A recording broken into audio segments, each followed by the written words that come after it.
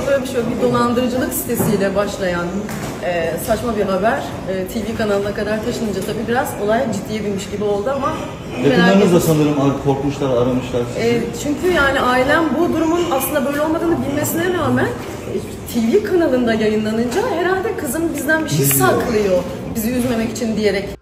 Merhaba arkadaşlar, yepyeni haberlerle karşınızdayız. Birsen Altıntaş dava sürpriziyle gündem oldu. Elçin Sango'ya cevabı gecikmedi. Birsen Altıntaş ile Elçin Sango arasında gelirim.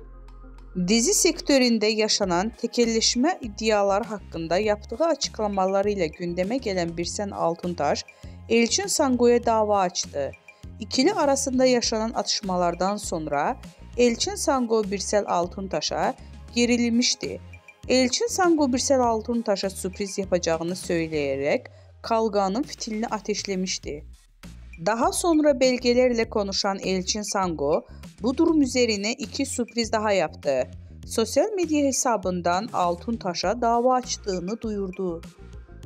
Birsel Altıntaş'tan cevap.